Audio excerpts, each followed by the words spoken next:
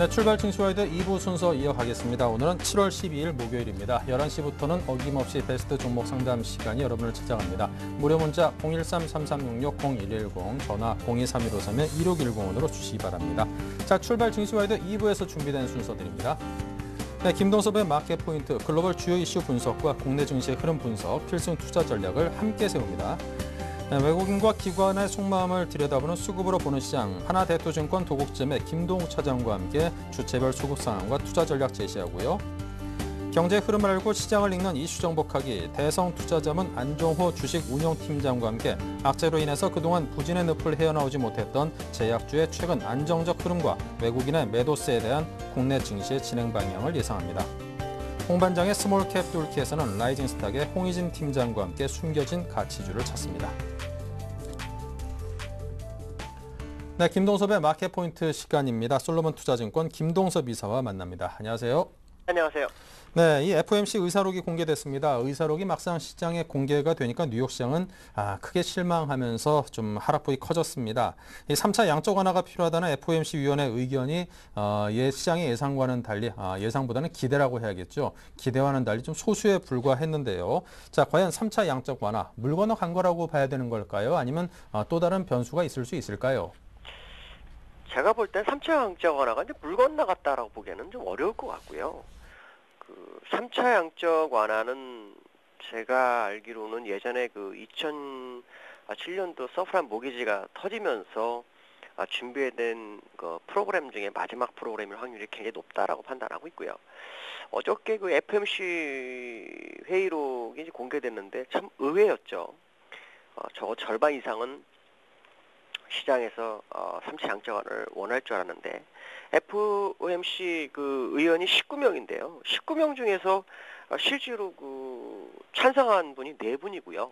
몇 분은 지표가 좀 나빠진다면 할 용의가 있다라는 거를 좀 얘기를 했습니다. 근데 이 FOMC 의사록을 이제 100% 믿어야 되느냐에 대한 부분이 이제 시장에서는 굉장히 중요한 것 같습니다. 시장의 흐름은 FOMC가 지난번에 있은 후에 그 이후에 고용지표가 나빠졌기 때문에 이번에 FOMC 회의록이 이제 공개된 것은 그 전달의 내용이라는 거죠.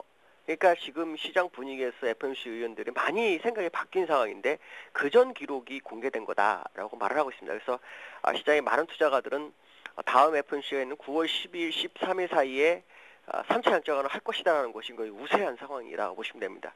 왜냐하면 FOMC 회의가 끝나고 난 다음에 고용이 발표됐고 또 실업률을 보면은 8.2% 정도가 되거든요. 근데 얼마 전에 8% 밑으로 내려가서 7% 후반이다. 그래서 고용이 개선되니까 3차 양적 완화가 무슨 말이냐 이렇게 좋아지고 있는데 이렇게 얘기를 했었는데 그런 상황이 아니죠. 원점으로 회귀한 상황이 돼버렸고 실제로 고용 문제가 해결되려면 과거에 6% 전후까지 간다는 그 전제를 둔다면요. 한 달에 25만 명씩 신규 고용이 진행이 돼야 됩니다. 그러니까 엄청난 차이가 생겨버리는 거죠. 그렇게 되려면은 웬만한 정책 가지고는 어려움 없다라는 거죠. 그래서 3차 양적 완화에 대한 얘기는 계속 진행형이라고 보고 있고요.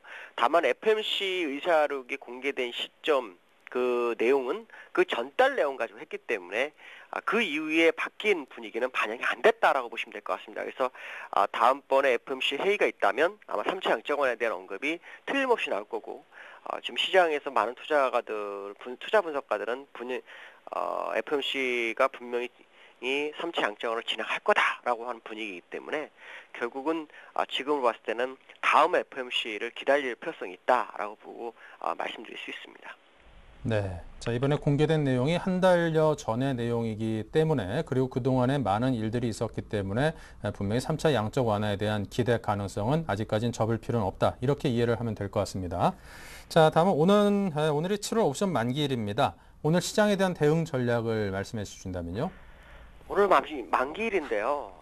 오늘은 소강 상태냐 아니면 변동성이 굉장히 클 거냐에 대한 싸움인 것 같습니다. 지금 그 프로그램 매도 쪽으로 본다면 사실 나올 물량이 좀 제한되어 있는 상황이기 때문에 물량 압박은 없는 것 같습니다. 근데 지금 문제가 되는 것 중에 하나는 외국인이 선물 누적 매도가 24,000개 정도 되죠. 오늘도 장중한데 2,000개 정도까지 갔다 현재 지금 2,400개까지 갔다가 2,000개가 됐는데 누적으로 보면 24,000개 정도 됩니다. 24,000개 약간 넘었죠. 24,900개 정도 되는데 과거의 사례 보면 외국인들이 누적 매도가 24,000개 전후로 해서 방향을 바꾼 적이 굉장히 많습니다. 지금 딱 그 자리죠.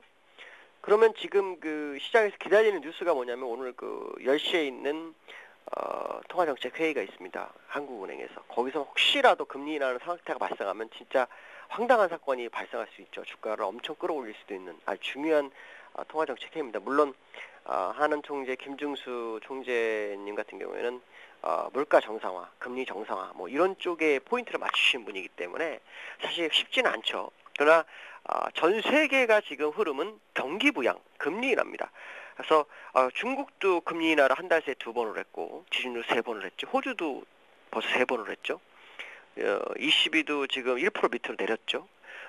거의 다 지금 그런 분위기입니다. 그래서 얼마 전에 그 우리나라 같은 경우에도 재정 정책을 펼친다고 그랬죠. 건설 쪽으로 한 3조 정도가 들어가고 한 8조 5천억 정도 그 재정 정책을 쓴다고 합니다. 그러고 난 다음에 나온 것 중에 하나가 금융감독원에서 그 경기 부양을 위해서 주가의 부양을 위해서 또 주가 하락이나 뭐 거래를 위해서 연기금을 약간 풀어줄 수 있는 부분, 연기금 10% 룰을 풀어준다든가 6개월 내 단기 매매를 했을 때 이익을 뭐 반환하는 문제가 없다든가 이런 거를 20일 정도 논의한다는 얘기가 나오는 거 봤을 때는 한은도 상당히 고민을 할 확률이 높다고 봅니다. 그래서 혹시라도 오늘 금리 인하가 된다면 외국인 선물 매도가 환매를 들어오면서 상당히 끌어올릴 수 있고요. 만약에 오늘 금리 인하가 없이 동결 쪽으로 간다면 잔잔하거나 아니면 선물 외국인 매도 세력들이 이익을 보기 위해서 약간 누를 수 있는 정도가 보입니다. 포지션 쪽으로 본다 그러면은 지금 위치에서 푼 매도가 다 들어와 있는 자리가 237.5입니다. 그러니까 지금대로 한 2.5포인트 밑이죠. 그러니까 지수로 따지면 1804포인트가 중요한 블록 구간이 되고요. 위로는 245까지 열려있죠. 그러니까 위로는 5포인트, 아래는 2.5포인트가 열려있는 상황입니다. 이거로 보았을 때는 위쪽일 확률이 더 크지 않느냐라고 보고 있고요. 혹시라도 밀린다면 1804포인트 전후가 아마 중요한 지지라인으로 작용할 확률이 굉장히 높다고 봅니다.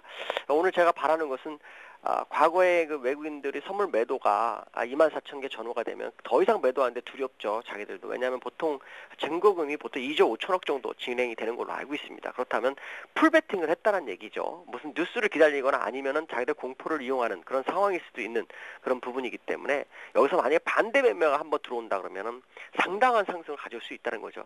그것을 오늘 한에서 좀 해줬으면 좋겠다 생각하는데 그건 좀 지켜봐야 될 것 같습니다. 그렇지만 외국인 선물 매도에 너무 두려워할 이유는 없습니다. 어차피 그들은 현물에 더 많은 금액을 가지고 있는 상황이기 때문에요. 일단은 1800 주가가 밀린다면 1800포인트 전후가 중요한 라인이 된다고 생각하시면 될 것 같습니다. 네. 자, 오늘장 투자 전략까지 함께 말씀을 해주신 듯한데요. 또 한 가지 질문을 드리자면 요즘 연기금을 중심으로 이게 좀 저평가된 그리고 과대 낙폭된 그런 종목들에 대한 매수세가 상당하다고 이야기를 들었습니다. 그렇다면 개인 투자자들도 이런 큰 손들의 흐름을 따라서 추종해서 함께 움직인다면 안전성 면에서 좀 높을 수도 있지 않겠는가 이런 생각이 드는데 자, 이 부분에 대한 설명을 주시면은 큰 도움이 될 것 같습니다. 연기금이 사실은 그 10% 룰에 의해서 어떤 종목 10% 이상을 사지 않습니다. 한 주만 사도 공시를 해야 되죠. 그러면 제 매수 숫자가 드러나기 때문에 그 종목에 대해서는 메리트가 떨어져 버리는 그런 상황이 발생하죠. 근데 연기금이 그러한 룰에서 자유를 수만 있다면 괜찮고요. 그리고 지금 자리는 사는 게 맞다고 보고 있습니다. 시장의 특징을 보면 삼성전자를 6월 5일부로 외국인들이 엄청 매도를 했는데요. 계속 매도하고 있죠. 근데 이상하게 주가는 빠지긴 빠져도 그렇게 많이 안 빠지면서 횡보를 하고 있습니다. 그렇죠? 그 얘기는 무슨 말이냐면 삼성전자의 시가총액이 여타 종목으로 가고 있다는 거죠. 그거를 감지한 연기금도 그쪽으로 간다고 보시면 됩니다. 그러니까 결국 지금 그 종목군데 도대체 뭘까라고 본다면 화학 정유주 쪽에 몰려 있습니다. 그 다음에 전기전자 업종에서는 뭐 LG전자라든가 LD스플레이 같은 종목들의 포인트가 있고요. 그 다음에 통신주도 의외로 지금 선방을 해주고 있거든요. SK텔레콤이라든가 뭐 KTK 이런 종목도 상당히 괜찮고요. 그런 종목으로 시가총액이 옮겨가고 있는 걸 봤을 때는 연기금의 행보가 맞다라고 보여지고 있고 그게 맞다는 얘기는 결국 투자가들도 그걸로 따라가면 결국 수익은 날 확률이 굉장히 높다고 보시면 될 것 같습니다. 우리가 항상 세상을 살면서도 불길 언덕이 있으면 좋다 그러죠. 불길 언덕이 아주 큰 게 생겼기 때문에 두려워할 필요는 없지 않느냐. 연금이 가는 종목에 특히 요즘 저점에서 고점 대비로 반토막이나 3분의 2토막 난 종목들이 들어오는 종목이 있다면 그것은 같이 따라가도 문제가 없을 것이다 라고 말씀드릴 수 있습니다. 네, 자, 지금까지 솔로몬 투자증권 김동섭 이사와 함께했습니다. 감사합니다. 네, 감사합니다. 네, 계속해서 하나대투증권 도곡점의 김동 차장을 연결합니다. 안녕하십니까? 네, 안녕하세요. 네, 먼저 양시장의 흐름과 주체별 수급 상황을 정리 부탁드립니다. 네, 오늘은 투자 주체별로 다들 소강 상태를 보인다고 보시면 맞을 것 같습니다. 옵션 만기를 맞이해서 어제까지 강력한 매도세를 보이던 외국인들은 오늘은 300억 정도 매도를 하고 있고요. 반대로 개인들이 그동안 계속 순매수했었죠. 오늘은 자신감이 없는지 소폭 매도를 하고 있습니다. 기관만이 오늘 400억 정도 삼성전자를 중심으로 전기전자 업종 매수하고 있는 모습이 보여지고 있습니다. 네, 자, 그렇다면 이제 어점별 수급 정황 상황도 좀 함께 짚어주시면 도움이 될 것 같은데요. 전략도. 네, 그렇습니다. 이번 주 들어서 외국인들이 강력하게 매도를 했죠. 대부분은 잘 아시겠지만 삼성전자 위주로 매도를 하였습니다. 금액으로 살펴보면 6,700억 정도 매도를 했고요. 정확하게 그것을 개인들이 많이 받아갔다고 보시면 되겠습니다. 개인 역시 6,500억 매수를 해서 외국인과 대치를 하고 있는데요. 이것들을 좀 표현해 본다면 외국인들은 지수를 당장은 올라가는 것을 좀 반기지 않는 모습이고 개인들은 낙폭과대에 의한 그런 종목들을 계속해서 사는 그런 모습이라고 볼 수 있겠습니다. 단지 오늘은 옵션 만기이기 때문에 그동안 선물로 많이 매도를 해놓았던 그 외국인들은 오늘까지는 지수를 묶어두고 내일부터 다시 보자 이런 심리를 엿볼 수 있겠고요. 개인들은 그것을 이용해서 단기적으로 좀 많은 물량들을 매집했다 이렇게 정리해 볼 수 있겠습니다. 네, 자, 그렇다면 오늘 주체별 그 기관과 외국인 개인의 속내를 한마디로 표현해 주시면 어떻게 하시겠습니까? 네, 외국인들은 오늘까지는 좀 지수를 묶어두자. 그리고 개인들은 쌀 때 좀 사보자. 이렇게 정리를 해보겠습니다.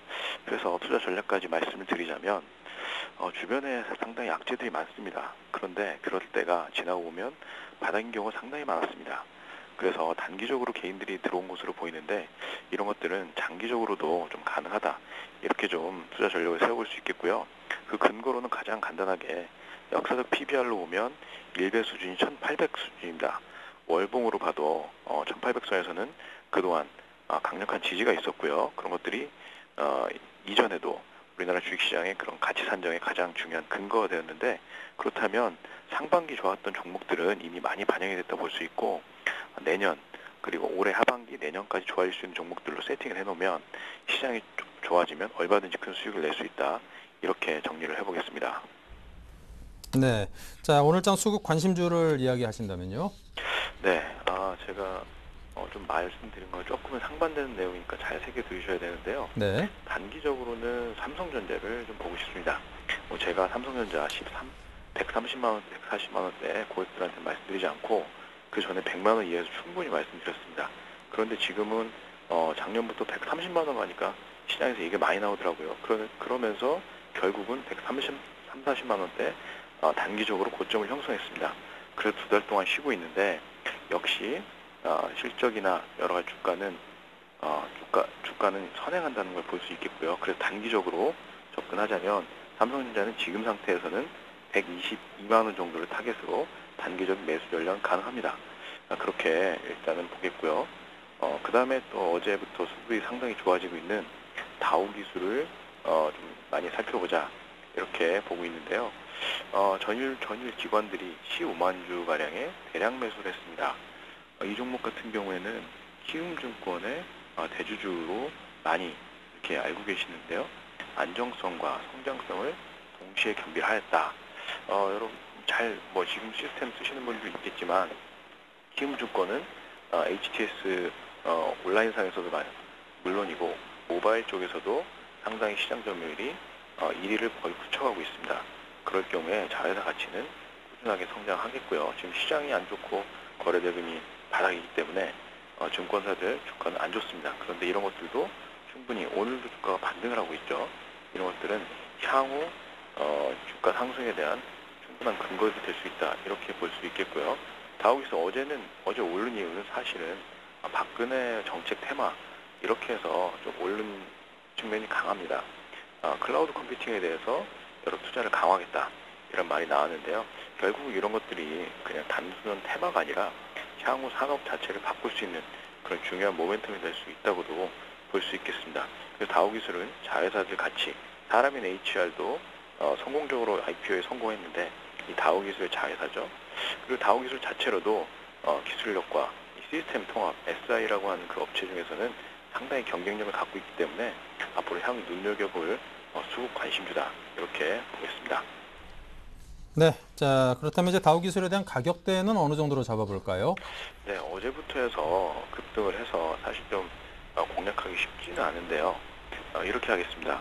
그 한 달 정도부터 꾸준하게 매집할 수 있는 구간이 있었고요. 오늘 따라가는 건 좀 부담이 된다고 보겠습니다. 그래서 어제 종가 부근인 13,200원부터 13,000원 전후로 해서 눌림 목표 시에 잡아보는 걸 하겠고요. 목표가는 단기적으로 15,000원 이렇게 보시면 될 것 같습니다. 네, 알겠습니다. 오늘 삼성전자와 다우기술 두 종목에 대해서 하나대투증권의 김동욱 차장으로부터 들었습니다. 감사합니다. 네, 감사합니다.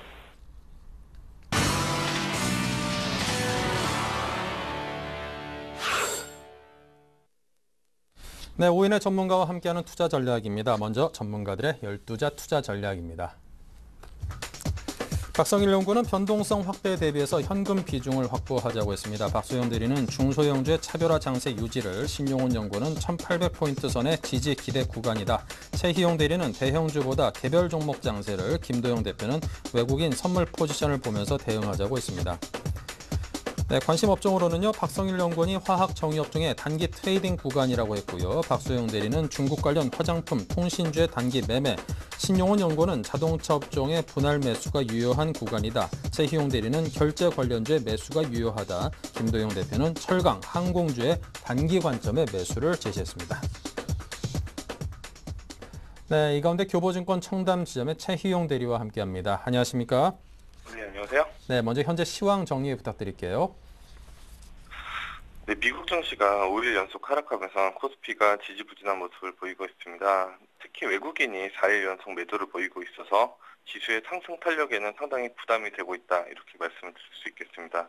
네, 이런 지지부진한 장세의 배경은 이번 주 후반에 발표될 중국의 2분기 GDP 성장률에 대한 의구심, 즉 걱정이 된다는 것, 그리고 미국 증시의 실적 부진, 유럽 증시의 재무위기, 이런 3중고라고 설명할 수가 있겠는데요.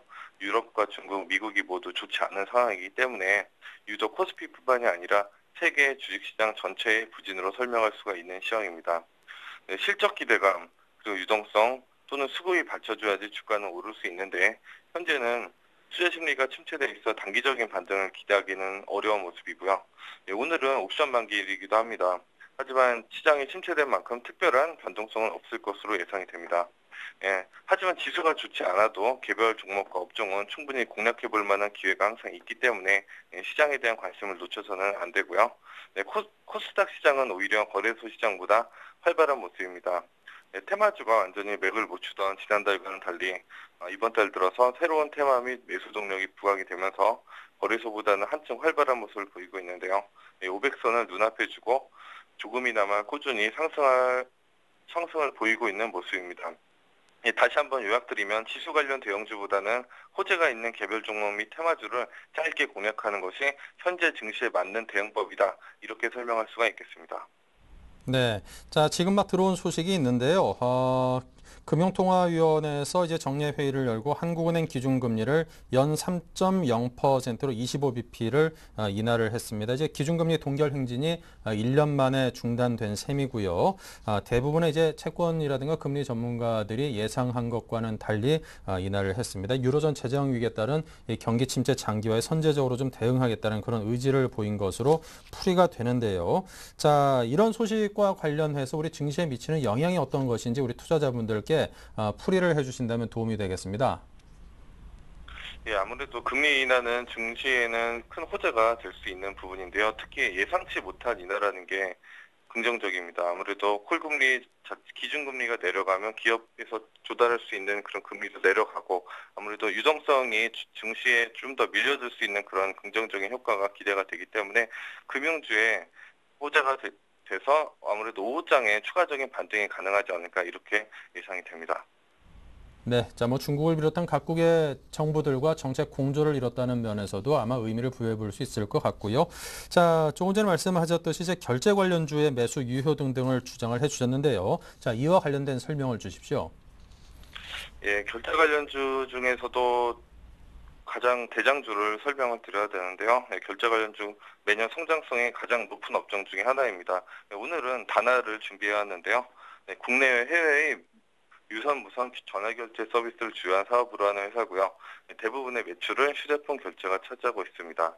네, 최근 들어서 카카오톡하고 독점 계약을 맺고 선불구매 서비스 토코 런칭으로 비약적인 매출 증대가 기대되는 회사입니다. 1분기 영업이익도 작년 대비 50% 가까이 상승한 24억으로 양호한 성장세를 이어가고 있어서 앞으로도 좋은 흐름이 기대되는 모습입니다. 매수가는 현재가인 7,300원 내외, 목표가는 1만 원, 손절가는 전저점인 6,000원으로 제시하도록 하겠습니다. 네, 자, 그렇다면 오늘 장에서 관심 가질 만한 종목 단알에 대해서 말씀을 해주셨는데요. 자, 이와 관련해서 우리 투자자분들께서 투자에 좀 참고하신다라면은 크게 도움이 될 것 같습니다. 요즘 들어서 좋은 종목에 대해서 상당히 목말라 하시는데 좋은 종목에 대한 추천 그리고 좋은 결과 나오길 기대해 보겠습니다. 지금까지 교보증권 청담지점의 최희용 대리와 함께했습니다. 감사합니다. 감사합니다. 네, 자, 오늘의 핫이슈 살펴보는 이슈 정복하기의 박미라 아나운서 준비하고 있습니다. 안녕하세요. 이슈 정복하기 박미라입니다. 오늘 살펴볼 주요 이슈들 함께 정리해보겠습니다. 의약품 업종의 업종 지수는 6월 이후 11.1% 상승하며 코스피 지수 상승률이 마이너스 0.8%를 훌쩍 웃돌고 있습니다. 연초 부진한 흐름을 보이던 것과는 정반대 모습인데요. 앞으로의 흐름 점검해보겠습니다. 미국 기업 실적에 대한 불안감이 투자 심리를 짓누르고 있는 가운데 외국인이 매도세를 강화하며 지수를 압박하고 있습니다. 언제쯤 국내 증시로 돌아올지 외국인의 수급 특징 정리해보겠습니다. 최근 갤럭시 S3가 한층 업그레이드된 사양으로 시장에 나왔습니다. 하지만 이렇게 스마트폰의 하이엔드, 고사양 경쟁이 지속될지 시장에서는 의문을 품고 있는데요. 향후 스마트폰 사업의 변화 방향을 살펴보겠습니다.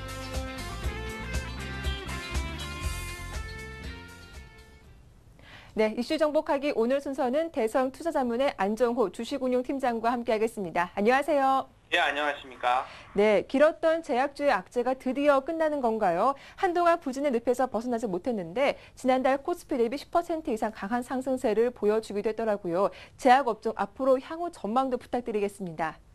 예, 그 종근당이나 한미약품 같은 경우에 그 전통 제약주들이 올해 지금 이번 달 한 30에서 40%씩 이렇게 상승하는 모습을 보이고 있는데요.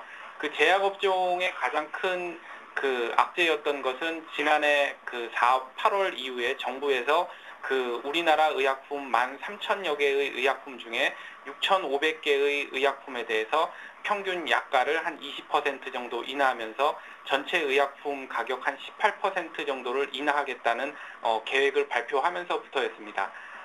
그리고 실질적으로는 4월에 일괄 약가가 인하가 됐는데요. 제약사들인 실적이 이제 약가 인하가 되기 전에 이미 1분기의 영업이익은 마이너스 55.1%, 그리고 순이익은 마이너스 38.6%였습니다. 그리고 약가 인하가 이제 2월 2분기에 됐지만은 이제 회계상의 매출 조정으로 인해서 증권가에서는 2분기 매출은 1분기보다는 조금 소폭 웃돌 것이다 이렇게 예상을 하고 있는데요. 특히 이제 5월 원의 처방액이 약가 인하되기보다 이제 인하되었던 4월보다 이제 5.3% 개선되면서 제약업종이 이제 2분기를 저점으로 삼는 것이 아니냐라는 전망이 있습니다. 제약업계의 가장 큰 위험 요인은 뭐니 해도 이제 건강보험의 적자였는데요. 건강보험의 적자가 심해지면은 개선 방안들이 강구되면서 제약업체로 이제 불똥이 튀는 그런 형국입니다. 하지만 이제 지난해 건강보험 재정이 6,008억 원 가량 흑자를 기록했고 올해도 이제 월별로 계속 흑자 기조를 유지하고 있기 때문에 당분간 신규 규제 정책은 없지 않을까 예상이 되고 있고요. 또 대선 주자들이 이제 보건 정책 방향성을 이제 발표를 하기 전이기 때문에 연말까지는 신규 규제는 없을 것이다라고 보입니다. 세계적으로 우리나라에서 이제 세계적인 수준으로 인구 노령화가 급속히 진행되고 있고 또 경제 수준이 높아질수록 그 의약품 소비가 늘기 때문에 제약업종은 좋은데요. 글로벌 전 세계에서 만든 의약품의 80%가 미국, 유럽, 일본에서 소비되는 것을 보면은 그 사회가 발달할수록 그리고 경제 수준이 올라갈수록 제약업종이 발달하는 업종인 것은 분명한 것 같습니다. 네, 다음 이슈입니다. 2분기 기업 실적에 대한 불안감이 투자 심리를 억누르고 있죠. 외국인의 매도세가 나흘째 이어지고 있는데요. 현물도 소폭 팔고 있고 선물 거래소도 매도세로 일관하고 있습니다. 이런 외국인의 매도 언제쯤 좀 약화될 수 있을까요? 최근 한 달 동안의 어떤 글로벌 증시는 우리나라 증시의 체감 온도와는 달리 조금 상승을 했었습니다. 그래서 우리나라 증시는 글로벌 증시가 올라도 약간 약보합을 보이고 내릴 때는 같이 내리는 그런 모습을 보여서 이제는 이제 글로벌 증시의 차트 모습과 우리나라 증시의 이제 차트 모습은 확연히 달라지기 시작을 했는데요. 글로벌 증시는 하단이 점점 올라오는 모습이었고 우리나라 증시는 박스권 중에서도 지금 하단을 확인하러 가는 그런 형국입니다. 그 어제 몇 군데 증권사에서 차트 분석을 통해 가지고 우리나라 증시가 하락할 가능성이 높다 이런 의견을 냈었는데요. 수급적으로 외국인 매도가 계속 이어지고 있는 것이 문제로 보입니다. 이런 현상은 금융위기 이후 국내 증시 수익률이 전 세계 다른 나라 증시 대비 상당히 양호했던 것에 기인하는 의견도 있는데요. 국내 증시는 미국 금융위기 이후 기업 이익 증가율이 104%에 달할 정도로 좋았기 때문에 국내 기업들의 매력이 부각되면서 외국인들의 매수가 있었습니다. 최근엔 글로벌 증시 모두 그렇지만 우리나라 증시도 실적 예상치 하회가 계속되고 있는데요. 특히 이제 유로존 위기가 국내 수출 비중을 높게 하는 미국이나 중국의 실물 경기에 영향을 미치면서 본격화되기 시작했는데 특히 미국보다는 중국의 경기 둔화 전망이 크게 반영이 되고 있습니다. 특히 6월 들어서 국내 수출의 24%, 12%를 차지하고 있는 미국하고 중국의 수출이 30% 넘게 줄면서 향후 국내 경기 상황이 부정적일 것이다라는 전망을 뒷받침하고 있는데요. 증시가 유럽 위기의 심화에 충격을 받기보다는 이번 2분기 실적 발표를 통해서 확인될 경기 둔화 우려가 더욱 큰 변동성으로 고려될 것으로 보이고 미국하고 중국의 경기 지표가 호전되는 어떤 그런 모습이 나와야지 시장이 반등할 수 있는 어떤 기회를 얻지 않을까 예상하고 있습니다. 네, 마지막 이슈입니다. 최근 사람들이 자주 사용하는 휴대폰을 보면 고사양 하이엔드 제품이 대부분이던데요. 그런데 시장에서는 언제까지 이런 기술 경쟁이 이어질지 의문을 품고 있더라고요. 좀 자세히 살펴봐 주시죠. 예, 지금 기술 경쟁의 핵심은 쿼드코어인데요. 쿼드코어로서 이제 휴대폰의 기술 경쟁은 포화 상태에 다다랐다는 의견이 있습니다. 지금 현재 집이나 사무실에서 사용하는 컴퓨터도 쿼드코어가 아닌 경우가 상당수 될 텐데요. 쿼드코어라는 것은 이제 핵심 연산 장치가 4개라는 뜻인데 멀티태스킹, 즉 여러 가지 작업을 동시에 할 때 버벅거리지 않고 4개 이상의 작업들이 이제 쿼드당 하나씩의 작업을 수행함으로써 버벅거리지 않게 한다는 것인데 스마트폰으로 4개 이상의 작업을 할 수 있는 가능성은 거의 없다고 봐야 되고 그렇기 때문에 쿼드코어 이상의 기술은 불필요하다라고 생각을 하고 있고 만약에 그 이상의 기술이 개발된다고 하더라도 소비자들은 체감하기 거의 어려울 것이다라고 예상을 하고 있습니다. 스마트폰의 원가의 한 10%를 차지하고 있는 것은 이제 카메라 고화소 경쟁인데요. 현재 800에서 1000만 화소까지 나오고 있습니다. 하지만 이제 1000만 화소 이상은 육안으로 구별하기가 어렵고요. 더 이상 개발한다는 것은 이제 스마트폰의 카메라를 전문가용으로 발전시키겠다는 의미이기 때문에 넌센스에 가깝지 않나 싶고요. 예전에 저희가 디지털 카메라가 나오기 전에 필름 카메라를 썼을 때의 화소가 1400만 화소였었습니다. 그리고 디스플레이 경쟁도 마찬가지인데요. LTE 통신이 가능하도록 하기 위해서 갤럭시 S2나 아이폰 4에서 썼던 3.5인치에서 지금 손바닥이 상당히 큰 사람보다도 더 큰 5인치 이상의 디스플레이가 커졌는데요. HD급 디스플레이 대부분의 경우에도 그 HD급 이상도 이제 개발을 해도 소비자들이 육안으로서는 더 이상 그 체감하기 어려운 부분이 있고요. 지금 통신 부분에서도 LTE의 경우 이제 막 통신사들이 LTE 설비를 해놓은 상태이기 때문에 향후 최소 2, 3년 동안은 LTE 통신에 투자한 인프라의 그 회수기에 해당되기 때문에 통신 면에서도 큰 진전은 없을 것으로 보입니다.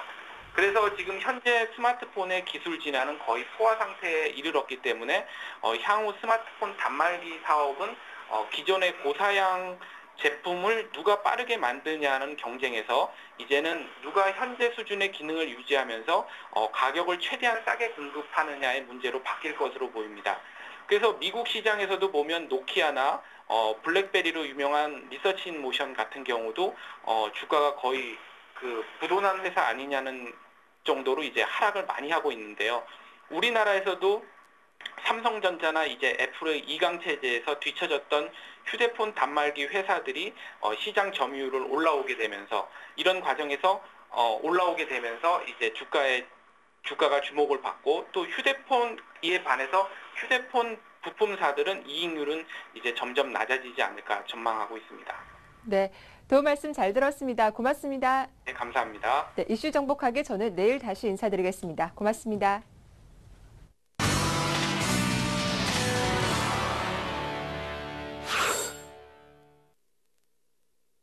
네, 자 계속해서 리딩투자증권 남성욱 대리 연결합니다. 안녕하십니까? 네, 안녕하세요. 네, 중국 증시 어떻습니까?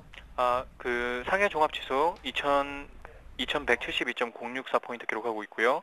0.15% 정도 빠지고 있는 모습 보이고 있습니다. 일단은 몇 가지 안 좋은 소식들이 있습니다. 첫 번째는 수출 상황이 점점 악화되고 있다 얘기가 나오고 있고요. 7월 10일 날 이제 중국 세관의 정혜성 그 대변인이 한동안 이제 중국의 수출이 여전히 좋지 않을 것이라고 밝혔었습니다. 올해 6월 말 현재 세관이 전국적으로 36% 수출 비중을 점하고 있는 1,856개의 수출 기업들을 대상으로 설문조사한 결과 이러한 수치가 나온 거고요. 그리고 얼마 전에 발표했던 그 수출입 동향, 그 무역 수지도 그 수입 같은 경우는 상당히 줄었습니다. 요거를 이제 그 불황형 흑자라고 하는데 이 부분들이 이제 계속 둔화가 되게 되면 이제 경기가 둔화될 가능성에 대해서 우려감이 계속 나오고 있다. 이렇게 얘기가 나오고 있습니다. 반면에 이제 그 HSBC의 아태 지역 책임자인 파리민이 이제 중국 정부가 이제 경기 부양에 나서고 있어서 그 이렇게 경기 부분이 힘들긴 하지만 경착륙 가능성에 대해서는 거의 없을 것이라고 말을 했었습니다.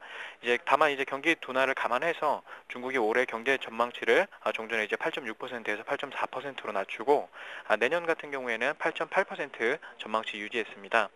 올해 중으로 이제 4회에 걸쳐서 총 200bp의 지급 준비율 인하가 더 있을 것으로 보면서 빠르면 이제 다음 주부터 인하가 시작될 가능성이 있다. 이렇게 얘기가 나오고 있고요. 또 올해 중으로 이제 금리 인하가 한 차례 더 있을 가능성에 대해서도 상당히 높다. 이렇게 얘기가 나오고 있습니다.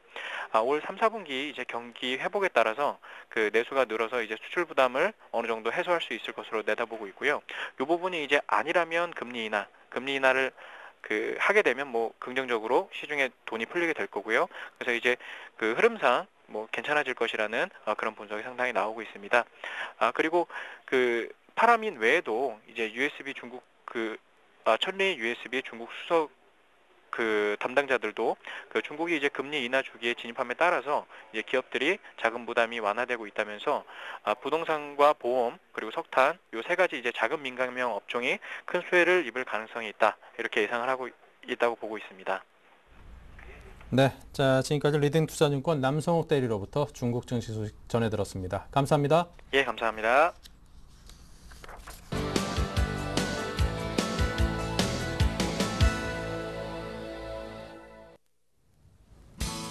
안녕하십니까. 반갑습니다. 홍유진입니다. 오늘도 목요일 홍반장의 스몰캡 대표 시간이 왔습니다. 시장 상황이 상당히 조금 지지부진하죠. 근데 이제 오늘 같은 경우는 이제 옵션 만기를 좀 앞두고 있고요. 금통이 금리 인하 이 부분도 상당히 좀 긍정적으로 시장에는 좀 작용할 것 같은데 아무래도 지금 옵션 만기인 만큼 오후 장 들어서 변동성이 좀 확대될 가능성이 높고 아무래도 방향성이 정해질 가능성이 높기 때문에 오후 시장까지 조금 더 확인이 좀 필요한 시장이 아닌가 한번 말씀드려보도록 하겠습니다. 자, 자, 일단 수급 상황부터 간단하게 좀 먼저 말씀드리고요. 자, 외국인 같은 경우는 코스피 한 450억 정도 매도를 좀 보이고 있죠. 반면에 기관 같은 경우는 한 500억 이상. 그러니까 지금 외국인이 파는 물량을 기관이 받아주고 있는 흐름, 상당히 좀 긍정적인 부분이 아닌가 생각을 하고 있습니다. 그래서 지금 그동안에는 기관들이 같이 매도라는 흐름이 좀 나왔었는데, 일단은 지금 기관이 좀 저가 매수 가담을 하면서 시장은 그래도 1800선에 대한 지지 가능성을 좀 높여주고 있는 그런 상황이다라고 좀 보시면 될 것 같고요. 그 다음에 지금 코스닥 시장 같은 경우는 외국인들이 한 8억 정도 지금 매도가 좀 나오고 있고, 그 다음에 지금 기관 같은 경우는 46억 정도 일단 순매수가 좀 들어오고 있죠. 일단은 지금 뭐 코스피 시장 같은 경우가 살아나야, 그러니까 계속해서 좀 말씀드리는 거죠. 그동안에 상당히 좀 말씀을 많이 드렸던 부분이기 때문에 일단은 코스피 시장이 좀 살아나야 코스닥 시장이 조금 더 탄력적으로 움직여줄 수가 있기 때문에 현재로서는 그러한 부분을 좀 체크를 해보자 한번 말씀드려보도록 하겠습니다.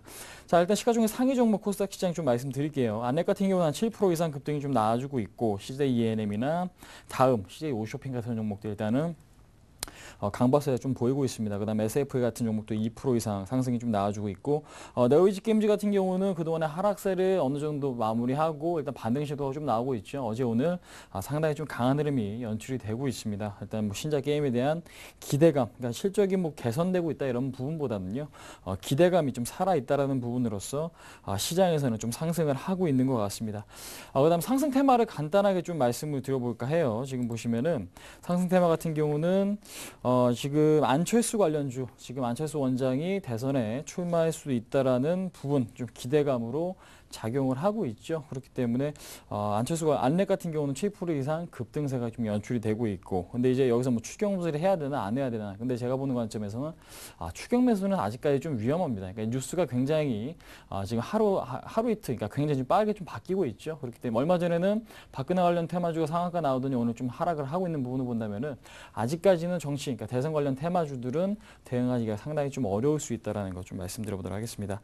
그다음에 IT 관련주겠죠. 지금 뭐 아몰레드, AMOLED 관련주랑 터치스크린, FPCB 종목들 상당히 좀 좋은 흐름을 좀 보여주고 있는데, 일단은 지금 아몰레드 관련주 뭐 AP 시스템, 그다음에 SFA 같은 종목도 상당히 좀 좋은 흐름이 나와주고 있습니다. 테라세미콘 종목들도 일단 상당히 조금 좋고요. 그 다음에 뭐 ELK나 멜파스, LG 디스플레이 상당히 좀 좋고, 그 다음에 지금 뭐 이녹스라든지 지금 인터플렉스 같은 종목들도 상당히 단기적으로 수급이 좀 개선되고 있습니다. 특히 이제 어저께 시장 하락했음에도 불구하고 인터플렉스, 이녹스 같은 종목들 상당히 좋은 흐름이 나타났죠. 아무래도 갤럭시 S3에 대한 기대감은 여전히 살아있다라고 보시는 게 좀 맞겠죠. 그 다음에 지금 약세 테마 같은 경우는 오늘 뭐 게임주, 그 다음에 우주항공, 해저터널 관련주 좀 말씀을 드릴까 하는데요.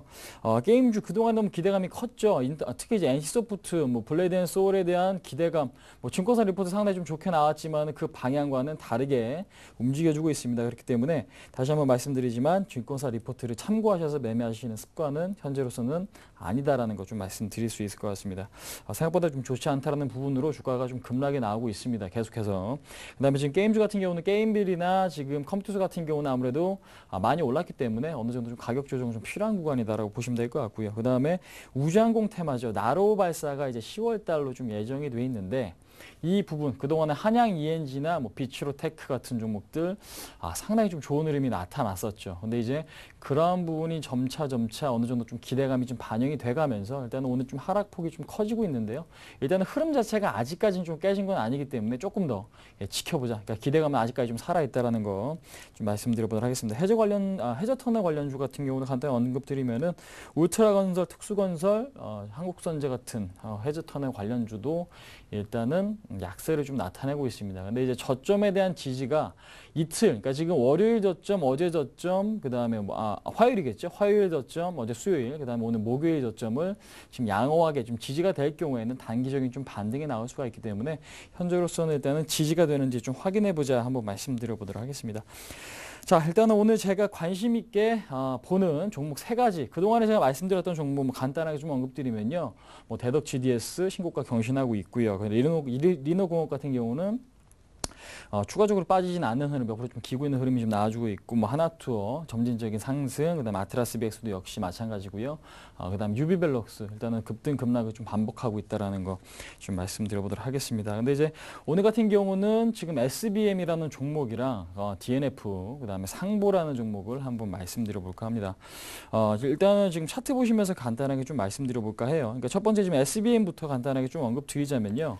SBM 같은 경우는 위패 감별기 얼마 전에 뉴스에 나왔습니다. 지금 편의점에서 5만 원짜리 위패가 발견이 됐는데 용의자를 찾고 있다는 뉴스가 나왔었죠. TV에서. 근데 이제 그만큼 아무래도 경기 상황이 어려워지다 보면은 위조 지폐에 대한 지금 부분, 그러니까 상당히 조금 많이 나올 수밖에 없겠죠. 그렇기 때문에 현재 지금 SBM 같은 경우는 위패 감별기를 생산하고 있는 기업이고요. 분기별로 봤을 때 매출이 한 60억 정도의 영업이익이 20억 이상을 기록을 하고 있습니다. 마진율이 30% 이상을 기록을 하고 있고, 그 다음에 지금 뭐 금융기관이나 카지노에 대한 부분, 그러니까 수요 자체가 상당히 좀 크죠. 그러니까 전 세계적으로 수출을 하고 있는 그런 기업이기 때문에 현재 지금 주가 자체도 시가총액을 본다면 400억, 그러니까 500억이 채 안 되는 부분입니다. 근데 이제 한 해 영업이익을 간단하게 말씀드리면은 60억 이상, 70억 가량 지금 나오고 있다라고 좀 보시면 될 것 같기 때문에 실적 대비 주가 자체는 아직도 저평가다라고 좀 보시면 될 것 같고, 차트 흐름 보시면은 고점이 돌파가 됐죠. 고점이 돌파가 돼서 오늘 같은 경우도 추가적인 상승이 나오고 있긴 합니다. 근데 이제 힘 자체가 있긴 하지만은 아무래도 매물벽이 상당히 좀 있는 것 같아요. 그러니까 주봉상으로 보면 아직까지 헤쳐나가야 될 매물대가 현재로서는 4,000원 구간까지는 매물대가 좀 강하게 좀 포진이 돼 있고, 그 다음에 3,100원, 3,200원 구간 현재 가격대겠죠. 이 구간이 확실하게 돌파가 돼야만 4,000원까지 도달은 가능하다. 근데 이제 매수세가 상당히 좀 강하고, 제가 좀 전에 말씀드렸던 위패 감별기에 대한 수요는 좀 지속적으로 좀 증가하는 그런 추세이기 때문에 앞으로 좀 계속해서 좀 관심을 가져보자 한번 말씀드려보도록 할게요. 그래서 대응이 잘 되시는 분들은 이 종목에 대한 관심 계속해서 좀 필요하지 않나 한번 말씀드려보도록 하겠습니다. 그 다음에 DNF라는 종목을 간단하게 좀 말씀드릴게요. DNF 같은 경우는 생소하신 분들도 상당히 좀 많겠죠. 예, 지금 뭐 그렇게 알려진 종목은 아닌데, 이제 중요한 부분은 반도체라든지 디스플레이 공정에 있어서 필요한 금속 화합물, 그러니까 유기금속 화합물을 생산을 하고 있습니다. 이 얘기는 뭐냐면은 반도체나 디스플레이 공정에 있어서 필수적으로 좀 들어가는 소재를 생산을 하고 있다라고 보시면 될 것 같기 때문에 그 산업 자체가 앞으로 성장할 수 있는가, 그러니까 이 부분을 좀 체크를 하셔야겠죠. 근데 이제 삼성전자가 이제 비메모리 반도체 쪽에 투자를 이제 메모리 쪽보다 더 많이 이제 올해 이제 집행할 예정이죠. 예, 그런 측면과 그 다음에 우리나라 기업들이 반도체 시장을 지금 특히 메모리 반도체 시장을 석권을 하고 있습니다. 그렇기 때문에 일단 국산화에 상당히 조금 진척이 있는 그런 기업들에 대한 관심이 상당히 좀 필요해 보이는데, DNF 같은 경우는 지금 현재 식각공정에 사용되는 ACL이라고 하는 제품이 있습니다. 그러니까 그 부분에 대한 매출 비중이 한 30% 되고요.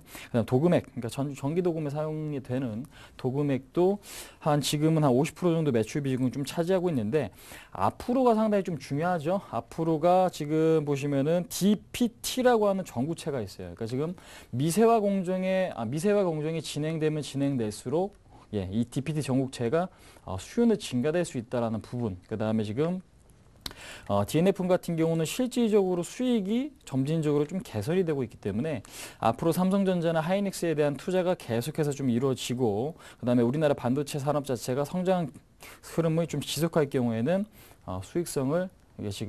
수익성 개선이 좀 지속될 수 있다라고 좀 보시면 될 것 같습니다. 차트 흐름 보시면서 간단하게 좀 말씀드려보도록 할게요. 차트 흐름 보시면은, 그러니까 큰 틀에서 보셨을 때 일단은 얼마 전, 그러니까 올해 3월 달이죠. 고점을 찍었습니다. 11,000원에 대한 고점을 찍고 나서 주가 자체가 이제 추가적인 하락이 나오지 않고 최근에, 그러니까 지수가 하락했음에도 불구하고 주가 자체는 지지선이 양호하게 지지가 되어 있죠. 제가 항상 강조드리는 부분이 있습니다. 시장이 어렵지만은 시장보다 강한 종목이 있고 상승 모멘텀이 있다면 그 종목은 나중에 시장보다 강할 수 있다. 그러니까 추가적인 상승이 나올 수 있다라고 좀 말씀을 드리는데, DNF 같은 경우도 그러한 흐름이겠죠. 그러니까 6월 달에 시장은 조정을 받았지만 이 종목은 상승 시도가 나왔고 최근에 시장 조정에도 불구하고 더 이상 빠지지 않고 21선에 대한 지지가 나오는 걸 확인하실 수가 있습니다. 그러니까 기술적으로 아주 좋은 흐름이겠죠. 오늘 같은 경우도 조정이 나오고 있긴 하지만 거래량 자체가 크지 않기 때문에요. 충분히 매수 타이밍으로 접근하셔도 가능하겠다라고 보시면 될 것 같아요. 그래서 일단 11,000원 정도 목표가 좀 잡고 대응을 하시면은 현재 구간에도 충분히 좀 들어가실 수가 있고 손절가는 아무래도 8,000원 정도 좀 잡고 대응을 해보시면 시장과는 상당히 동떨어진 시장보다 좀 강한 흐름이 좀 나타날 수 있기 때문에 관심 있게 보자 한번 말씀드려보도록 하겠습니다. 그다음 마지막으로 상보죠. 상보 이전에 한번 제가 좀 추천드렸던 종목인 것 같은데요. 상보 같은 경우는 주목을 해야 되는 부분이 뭐냐면 현재 실적이 개선이 되고 있는 추세고 앞으로 성장성이 상당히 좀 주목을 받을 수가 있습니다. 그러니까 지금 터치 스크린에 대한 지금 소재 중에 ITO 필름이라고 하는 부분이 있죠. 근데 이제 그것을 이제 전량 일본 쪽 기업이 특허권을 좀 갖고 있습니다. 그렇기 때문에 사용하면 무조건 좀 그러니까 지금 비싼 값에 지금 그 부분을 좀 써야 되는데 터치 스크린 필름을 그러니까 ITO 필름을 대체할 수 있는 게 앞으로는 뭐 탄소 나노 튜브라든지 그 다음에 그래핀 이거 많이 좀 들어보셨을 텐데 그 부분에 대해서 지금 앞으로 좀 대체가 나온다면 상당히 효과를 받을 수 있다라고 좀 보시면 될 것 같고 최근에는 LCD 패널 값이 반등이 나오면서 특히 이제 디스플레이 산업에 대해서 어느 정도 좀 성장이 좀 나오고 있죠. 광학 필름을 생산을 하고 있는 기업인데 최근에 LG 디스플레이 상승과 맞물려서 주가 상승 탄력이 좀 나오고 있습니다. 그러니까 지금 광학 필름 분야에서 계속해서 지금 어느 정도 매출이 나와주고 있고 실적이 나와주고 있는 상황에서 앞으로의 성장성 같은 경우에는 좀 전에 말씀드렸던 탄소 나노 튜브, 그 다음에 그래핀이라고 하는 신소재 있죠. 그러니까 그 부분과 그 다음에 플렉시블 염료 감응 태양전지라는 부분이 있어요. 그러니까 지금 굉장히 지금 현재 구간에서는 태양 산업 자체가 지금 위축이 돼 있는데 설치비가 비싸기 때문에 그런 흐름이 좀 나와 주었습니다. 근데 이제 플렉시블 연료 감응 태양전지 같은 경우에는 가격이 굉장히 좀 싸지만 그러니까 지금 효율 자체가 좀 낮춰져 있죠. 근데 가격이 굉장히 좀 싸기 때문에 앞으로 성장성이 상당히 좀 기대가 되는 그러한 분야다. 그러니까 지금 국책 사업에 지금 선정이 된 그런 사업부이기 때문에 현재로서는 상부 같은 경우는 뭐 태양 전지 산업, 그 다음에 그래핀, 그 다음에 좀 전에 말씀드린 탄소 나노 튜브. 그러니까 이 부분에 좀 관심을 가져보시면은 현재 실적도 좋고 성장성도 있기 때문에 충분히 장기 투자할 만한 종목이 아닌가 한번 말씀드려보도록 하겠습니다. 그래서 지금 차트 보시면은 일단은 정배열이 돼 있습니다. 그러니까 정배열이 돼 있는 상태이기 때문에 주가는 뭐 전고점 15,000원도 충분히 돌파가 좀 가능하다라고 좀 생각이 되고요. 그 다음에 지금 월봉으로 봐도 지금 보시면은 지금 2007년도 지금 상장했던 그 당시의 가격을 돌파하고 있기 때문에 지금은 매물대가 거의 없는 그런 시점이기 때문에 아무래도 좀 성장성이나 실적을 지금 비교를 해봤을 때는 충분히 2만 원까지의 목표가는 설정이 좀 가능하다라고 좀 말씀을 드릴 수가 있을 것 같아요. 그래서 지금 오늘 세 종목은 상보, 그 다음에 SBM, 그 다음에 DNF라는 종목을 좀 말씀드렸는데요. 프로그램 영향을 상당히 좀 많이 받는 시장인 만큼 아무래도 이 종목, 그러니까 현재 구간에서는 충분히 관심권에 두셔도 될 종목이 아닌가 한번 말씀드려보도록 하겠습니다. 일단 뭐 다음 주에도 역시 마찬가지로 실적이 좋고 시장 대비 좀 강한 종목을 소개해드릴 테니까요. 많은 시청 부탁드려보도록 하겠습니다. 네, 자 지금까지 홍반장과 함께했습니다. 또 11시부터는 또 다른 전문가분들께서 여러분을 위해 준비하고 있습니다. 베스트 종목 상담 시간, 여러분께서 궁금하신 점이 있다면 무료 문자 013-3366-0110 그리고 02-3153-2610 전화로 참여 부탁드리고요. 저희 출발 증시와이드 블로그에도 들르셔서 많은 이벤트에도 참여해 보시기 바랍니다. 오늘 시청해 주셔서 감사드립니다. 저희는 내일 뵙겠습니다.